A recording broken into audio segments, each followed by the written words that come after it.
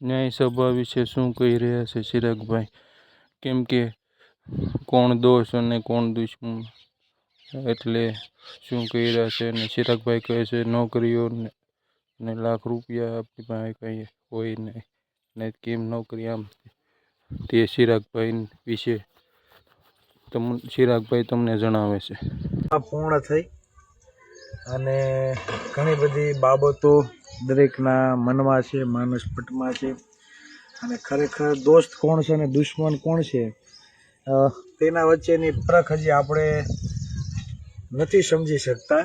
લડવાનું ક્યાં છે, બરાબર, એ પણ નથી સમજી શકતા. ન્યાયસભામાં જે બાબતો બની છે તે ખરેખર નાની નાની બાબતોમાં ઘણા બધા વાતો, ઘણી બધી ઇસ્યુ ઊભા થાય. તો હું એમ કહું કે એવું ના કરવું જોઈએ. મને ઘણા મિત્રોએ વોટ્સઅપ ગ્રુપના પણ સ્ક્રીનશોટ મોકલ્યા છે કે આપણા ભાઈઓ અંદર અંદર ચર્ચાઓ કરે છે. તો ખાસ કરીને ભાવનગર શહેરના મારા બધા સાથી મિત્રોને, સંઘર્ષના સાથી, અને મને ખૂબ આનંદ સાથે મારે કહેવું પડે કે આ ભાવનગરના જે પણ યુવાનો છે એને ઘણા બધા એવા સામાજિક કાર્યો કરેલા છે સંઘર્ષના, કે જેમાં એણે રિઝલ્ટ આપેલું છે. આ એ જ આગેવાનો છે, આ એ જ ચહેરાઓ છે કે જેણે સમાજ માટે કંઈક એવા સંઘર્ષ કર્યો અને સમાજને કંઈક ને કંઈક, કોઈને કોઈ પરિવારોને રિઝલ્ટ આપ્યું છે. તો તમારી એકતા કાયમ બનાવી રાખો, બરાબર. નાની નાની બાબતોમાં વોટ્સઅપ ગ્રુપમાં કે સોશિયલ મીડિયામાં કોમેન્ટ કરીને કાંઈ મળવાનું નથી. મને વિશ્વાસ છે કે તમે આ બધી બાબતોને ઇગ્નોર કરશો. કહેવાનો મતલબ એ કે આપણે અંદરો અંદર નાની નાની બાબતોમાં થોડો જો ઇસ્યુ કરશો તો દુશ્મનો રાજી થશે. એટલે આ બધી બાબતો તમારા માનસપટમાંથી દૂર કરો, બરાબર. અને હું ગુજરાતના તમામ કોળી સમાજના જ્ઞાતિબંધુઓને જણાવવા માગું કે આજ એ જ ચહેરાઓ છે સંઘર્ષના, કે સમાજ માટે ગમે એવી લડત હોય તો આ બધા કૂદી પડે. ખાસ કરીને ભાવનગરના જે સાથી મિત્રો છે તેની વાત હું કરું છું. તો દરેકને વિનંતી કે નાની નાની બાબતમાં તમે એટલું બધું ના કરો. દોસ્ત કોણ છે ને દુશ્મન કોણ છે તેની ફરક તમે સમજો, બરાબર. એટલે કોઈનો વારો આવ્યો ના આવ્યો, કંઈક મેળું ન મેળું, બધી ગૌણ વસ્તુ છે. થવાનું હતું એ થઈ ગયું, હવે જે થવાનું છે, બરાબર, એ સમાજ માટે સારું થાય, સમાજના એકતા છે એ કાયમ બની રહે, તેના માટે બધા સાથે મળીને આપણે પ્રયત્નો કરીએ. મિત્રો, લડવાનું ક્યાં છે?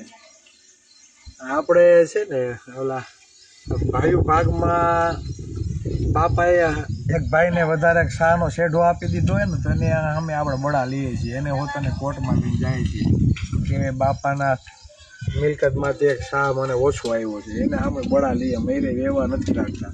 આ ગામમાં 5-10 હજાર કોઈને ઉછીના આપ્યા હોય ને એની અમે ધોકા લઈએ છીએ. પણ તમે વર્ષે 26-27 હજાર રૂપિયા ટેક્સ ચૂકો છો પર વ્યક્તિ દીઠ. 4 વ્યક્તિઓ 1 લાખ ઉપર તમે આ સરકારને ટેક્સ ચૂકો છો. અને આ ટેક્સના પૈસેથી આખું ગુજરાતનું સરકારી તંત્ર ચાલતું હોય છે, બરાબર. ટૂંકમાં આખો ગુજરાતનો વહીવટ છે ને આપણા ટેક્સના પૈસે થાય છે. છતાં બજેટનો આપણા ભાગનો હિસ્સો આપણને મળવામાં આવતો નથી. હવે અમુક ચોક્કસ સમુદાયના નિગમોમાં 2-2 હજાર કરોડ રૂપિયા ફાળવી દેવામાં આવે છે. શિક્ષણ ધામ બનાવવા માટે પૈસા આપવામાં આવે છે, હોસ્પિટલો બનાવવા માટે પૈસા આપવામાં આવે છે, બરાબર. ઉદ્યોગ ધંધા માટે આર્થિક લોનો આપવામાં આવે છે. એ તો ઠીક, પણ આંદોલનકારીઓના જે ખોટા કેસો થયા હોય, પછી રાજદ્રોહના હોય કે બીજા અન્ય, તો કેમ ભાઈ ચોક્કસ સમુદાયના જ ખેંચવામાં આવે છે? આ કોળીના કઈ કાંટા વાગ્યા છે ભાઈ? હે, ક્ષત્રિય સમાજના હમણાં 2-3 દી પહેલા ક્ષત્રિય સમાજના આંદોલનકારીઓના કેસો પાછા ખેંચાણા. આપણે રાજી છીએ ભાઈ, રાજીપો વ્યક્ત કરીએ અને ખેંચાવા જ જોઈએ. તો એક ક્ષત્રિય અલગ છે અને આ કોળી જે ક્ષત્રિય છે અલગ છે. હે, આપણે માનધાતાના વંશજો, આપણે સમ્રાટ અશોકના વંશજો, આપણે ગૌતમ બુદ્ધના વંશજો, ક્ષત્રિયોનું તમે લ્યો, બરાબર, ઇતિહાસ, બરાબર. તો આ કોળીનો ક્ષત્રિય ઇતિહાસ તો ગૌરવશાળી રહ્યો છે. તો આપણે ક્ષત્રિય નથી એટલે સરકાર ક્ષત્રિયોમાં પણ બે ફાટા પાડે છે, એક ઊંચા ક્ષત્રિયો અને એક નીચા ક્ષત્રિયો. તો કેમ ભાઈ અમુક ચોક્કસ સમુદાય માટેની જ વ્યવસ્થા થાય છે, એના જ માટેની બધી સુખ સંપત્તિ માટેની સરકાર વ્યવસ્થા કરે છે, આપણા માટે કેમ નથી કરતા?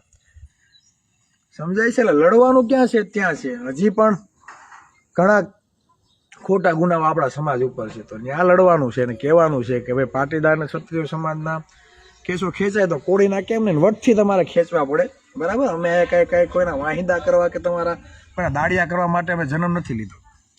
અમે ટેક્સ ચૂકવીએ છીએ અને અમને આત્મસન્માનથી જીવવાનો અમને અધિકાર છે. આ બંધારણ એવું કહે છે કે દરેક સમાન હોવું જોઈએ. તો પાટીદાર ને ક્ષત્રિય સમાજના તમે કેસો પાછા ખેંચો છો અને કોળીને રાખી દો, આવું થોડુંક ચાલે. હું તો એમ કહું 18 વરણ, બરાબર, ઓબીસી એસસી એસટી સમાજના દરેક યુવાનોએ જ્યાં જ્યાં આંદોલનો કર્યા છે તો તેના કેસો પાછા ખેંચાવો જોઈએ. મારો સમાજ બહોળો છે, મને મારા સમાજ પ્રત્યે ગર્વ છે, એટલે મારા સમાજ માટે હું એટલે અવાજ ઉઠાવું. કેમ ન ઉઠાવું? કોઈકને જ્ઞાતિવાદ કેવું હોય તો ભલે કે જ્ઞાતિવાદ, આપણે કાંઈ વાંધો નથી, પણ આપણે તો સમાનતાથી લડવાવાળા વ્યક્તિ છીએ. પછી શૈક્ષણિક ગેરરીતિઓમાં અન્યાય થાય છે. દોરના માર્ક કાઢી દીધા, ગૌણ સેવા આયોગ પસંદગીમાં હસમુખ પટેલને ખાતું આપી દીધું, દે ધનાધન. હમણાં બીસી રાઠોડ સાહેબની 3 દિવસ પહેલાંની પોસ્ટ જોઈ છે, તો ઈડબ્લ્યુએસ વાળાને કેટલી સીટો ફાળવવામાં આવી છે, જોયું તમે મૌખિક ઇન્ટરવ્યુમાં? આ વાસ્તવિકતા છે. પછી આપણે એમ કહીએ કે આપણા અધિકારીઓ નથી બનતા, તો ક્યાંથી બનવાના? આપણે અંદર અંદર લઈ રાખશું તો બતાવવાનું છે. એટલે લડવાનું છે દુશ્મનો સામે. જે લોકો સત્તામાં બેસીને જ્ઞાતિવાદ કરે છે, આપણે કોઈ જ્ઞાતિનો વિરોધ નથી, પણ કહેવાનો મતલબ સત્તા એવા લોકોના હાથમાં આવી જોઈએ જે બંધારણથી ચાલે, અને બંધારણ એવું કહે છે કે દરેક વ્યક્તિ સમાન, દરેક વ્યક્તિને અવસર મળવો જોઈએ. આજે મેડિકલ ક્ષેત્રમાં ડૉક્ટર થવું હોય તો 1-1 કરોડ રૂપિયો જોઈએ, ક્યાંથી તમે કાઢશો ભાઈ? 40 કોલેજો છે, એમાંથી 36 પ્રાઇવેટ છે, 4 સરકારી છે, તો તમારા બાળકોને મેડિકલ ક્ષેત્રમાં ક્યાંથી તમે આગળ લઈ આવશો? આ લોકો હશે આર્થિક રીતે સદ્ધર.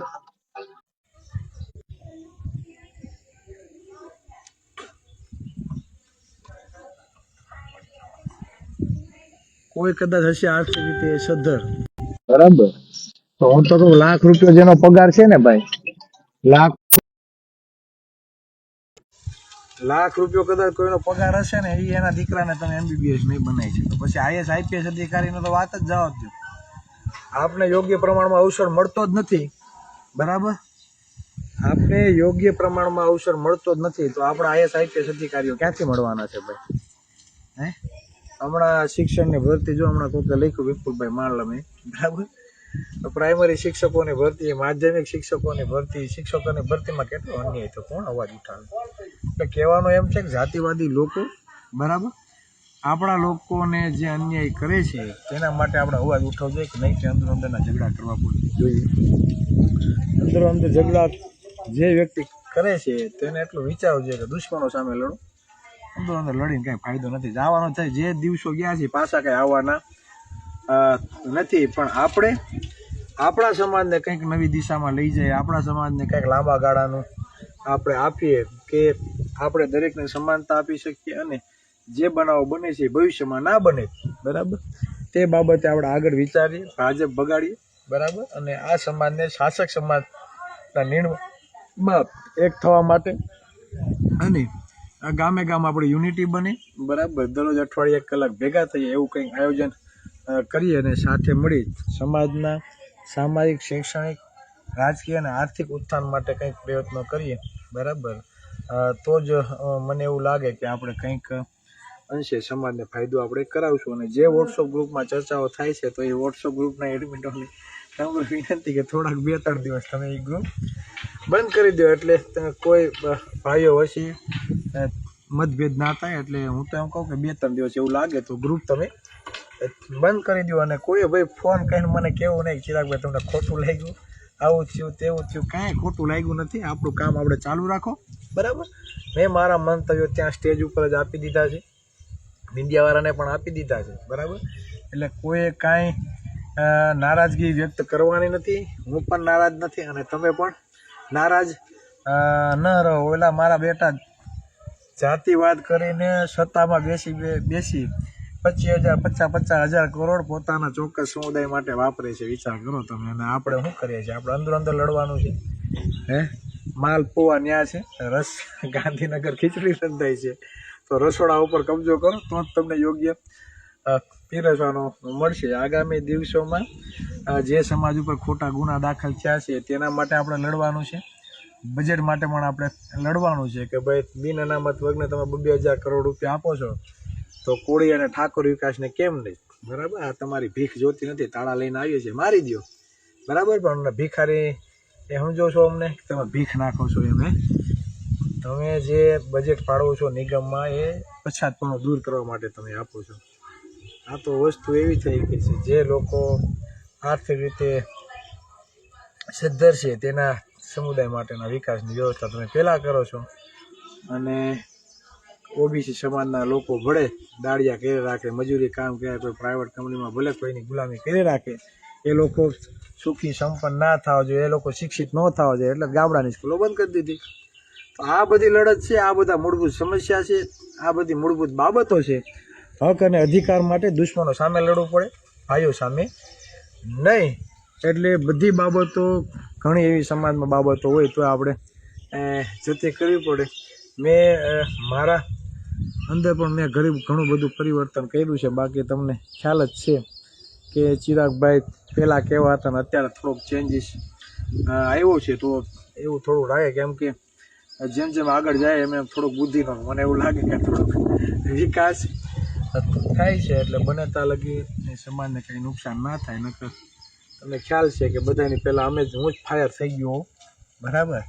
પણ અમુક એ વસ્તુ હોય કે હવે આપણે થોડુંક સમજદારીથી આપણે કામ લેવું પડશે, જતું કરવાની ભાવના રાખવી પડશે, બરાબર.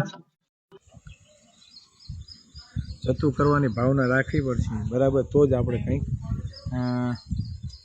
સમાજ માટે કંઈક આપણે આપી શકશું. બસ વધારે કંઈ નહીં કહેતા. અને જે મિત્રોને યુવા કોળી એકતા સંગઠન સાથે જોડાવવું હોય તો એની લિંક આપણે ગ્રુપમાં કે શેર કરીએ છીએ. તો તમે બધા એમાં પોતાનું ફોર્મ સબમિટ કરશો એટલે અમારી પાસે ડેટા બધા આવી જશે. જે રીતે નંબર આપણે કરી હતી એ બધાને અમે સેવ તો કર્યા છે, પણ તે પછી 20 અપોઇન્ટમેન્ટ આવી છે તો કામગીરીમાં ભાર વધી જાય છે એટલે નથી પહોંચાતું, બરાબર. વોટ્સઅપ પણ બંધ થઈ ગયું હતું. એટલે એક લિંક છે, બરાબર, એ કોમેન્ટમાં પણ અમે મૂકશું અને ટેગ કરીને ઉપર રાખશું. તો તમે જે પણ મિત્રો લાઈવ નિહાળતા હોય, જે પણ મિત્રો જોડાવવું હોય તો તમે એ લિંક ઓપન કરી અને તમે ફોર્મ ભરી દેજો. એટલે અમે એક્સેલમાં આખો ડેટા આવ્યા છે, જે તાલુકા વાઇઝ અમે વિભાજન કરીને, ખાસ કરીને જે પણ મિત્રોને જોડાવવું હોય તો બને ત્યાં સુધી અમે ગામનું લિસ્ટ બને એવો પ્રયત્ન તમે કરજો. સિંગલ તો થકાઈ જવાય છે ભાઈ, કેમ કે સમાજ મોટો છે અને જોડાવાવાળા ભાઈઓ પણ બહુ બધા છે. એટલે સાથે મળી, બરાબર, એક ગામનું લિસ્ટ બનાવો. અને આમાં કાંઈ ભાઈ કોઈ મોટું થઈ જાય આ છે એવું કંઈ નથી. હાલ કોઈને પ્રમુખ પણ આપણે બનાવતા નથી, પણ દરેક ગામમાં એક આપણી કોળી સભા થાય એવું આપણે આયોજન કરવાનું છે. તો જ આપણે કંઈક સમાજ માટે કંઈક પરિવર્તન કરી શકશું. બસ વધારે વાત નહીં કહેતા, મારી વાતને વિરામ આપું છું. ફરી મળશું. જય સંવિધાન, જય ભારત, જય વેલનાથ, જય કોળી સમાજ.